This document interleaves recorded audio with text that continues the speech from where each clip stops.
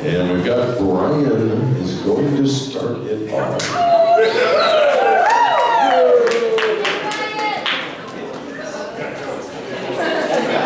Big Rico wine first.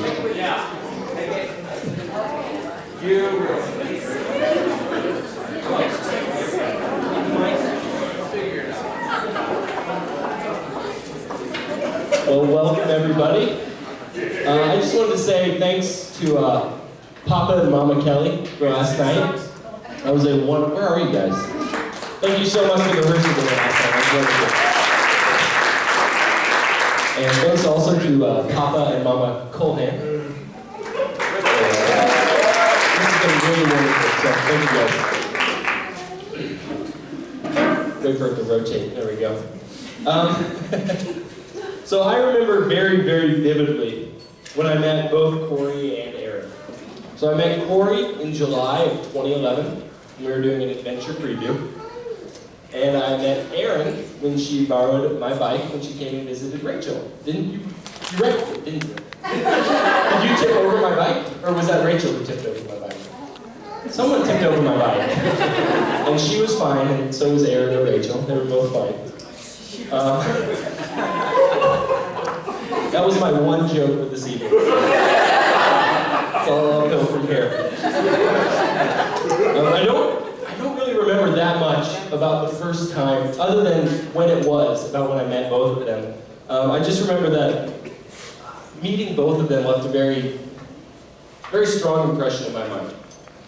I remember hoping that Corey went to Denver Seminary, and I remember wishing that Erin would move out here. But honestly, first impressions are great, but I don't think in the long term they're that important. What matters is the friendships that I've developed with each of them individually and as a couple as well over this last year and a half. It just feels like it's always been this way. So some of my favorite memories just with Corey was when we were in New Testament with Dr. Klein, and you came up and you go, "Hey, we go on that adventure preview together?" And I coyly said, "Yeah, I think so." But I knew it was him, I just didn't want to be too eager for a friend. And so we went and played ping pong and had really crappy Mexican food at that place by our house where they put brown sugar on everything. I remember when Erin, when you would come over to our house and you would watch Walking Dead because you were really interested in it, and you weren't just interested in Corey. You just get Walking Dead! And I remember when I jokingly told you to be less judgy, more lovey, and then you made that your New Year's resolution. And didn't realize I was making fun of you. And I remember Corey's face when he was sitting on the couch. No, it was the daddy chair in the apartment. And Erin, I believe you called him. And you're like, "Do you want to go to a U2 concert?" And Corey's face just lit up like you wouldn't believe. He was very sad that night. He had a glass of scotch. We were watching probably Wrestling. And you were just you were a sad boy. And Erin just lifted your spirits. And I remember after you guys' first date, I think I looked at Chuck and Will. Yo! And I said, "Boys, I think this dude is done." I think he's done. I don't know if I've told you either. I think I may have told you that, Corey. I don't remember. I didn't want to jinx it. And there was just so many, like when Corey and I hiked the John Muir Trail. What was it, 2015? July? There's just so many great memories that I have of both of them, individually and as a couple. But none of them on their own are what makes my friendship with Corey and Erin so special to me. And if I look back, and I can tell that there's no particular moment where I realized how much I loved both of them. And it's all of those memories, both the small ones that go unmentioned here and that are all but forgotten, and the big ones. like John Muir Trail, like less judging, more loving. All of them that have shown me how wonderful both of you guys really are. So Corey, I know you don't have a brother, but you do have a brother in me. And Erin, I don't have a sister, but I'd like to think that since you married my brother, I have a sister in you now. So I know that someday, my children, God willing, and your children, no pressure, will say, or my children will say to your children, God willing, right? Erin Kelly is a saint. And I know that of Corey, he'll say, that dude totally outkicked his coach. To Corey and Erin.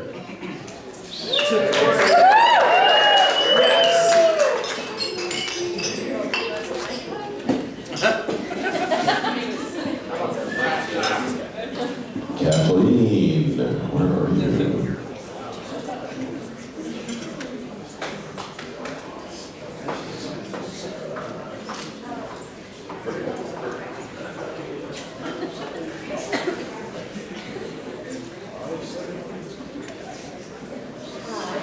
Printed out, but I'm going to hold my phone anyway so you can't see the paper shaking.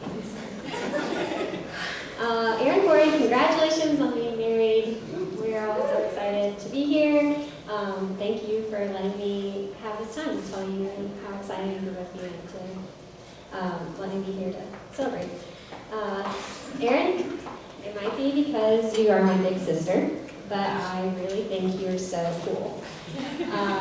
And I not only think so, but I tell all my friends that you're so cool, and they think you're probably a rock star. But your trail running, your Denver life, your amazing picture taking skills, your decorating style, your style in general, you look so great tonight. But it's not just your creativity and your outdoor adventuring that make me look up to you. It's also your thoughtfulness, both in the way that you think through and process things, and in the way that you think of others and love others. Also your strength and your graciousness, and your steadfast devotion to finding your hope and joy in the Lord. It's very evident to me. It's something that I've looked up to the last few years especially. You figure out what it looks like to enjoy life, and then you very steadily go for it. And it's neat to watch you do that. Despite living in different states for almost all of our adult years, you're still the person I look forward to seeing most, and the person I miss the most when you're gone. I really value our talks on the phone and the time we get to spend together. I'm so thankful for you, and you mean so much to me. I'm very proud to have you as my sister. It makes me very happy that you found someone who is very excited about you and loves you and wants to be part of you and all of your adventures. You really deserve it.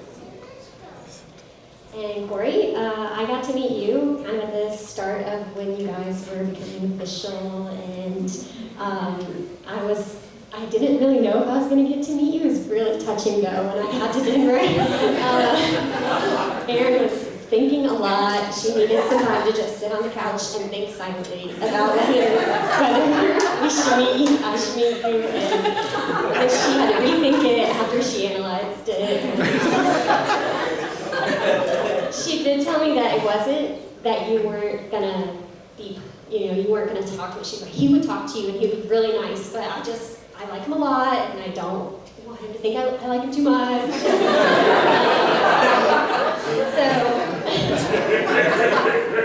But then I got to meet you and she was right. You talked to me, you were very nice. It was very clear though that we needed to remain very chill and seemingly nonchalant, that we were hanging out.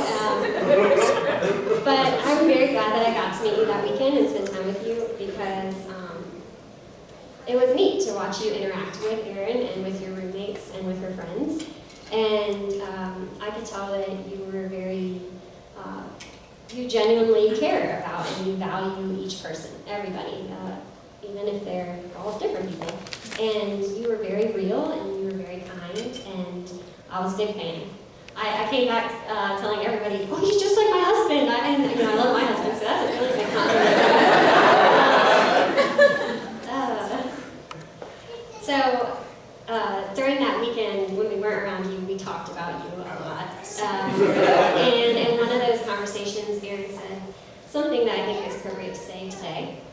She said that she saw you as a gift, a really good gift, that she was very thankful for you and thankful to be in a relationship with you. She was treasuring you then, and she treasures you now. You are blessed to be the man that she will treasure for the rest of her life.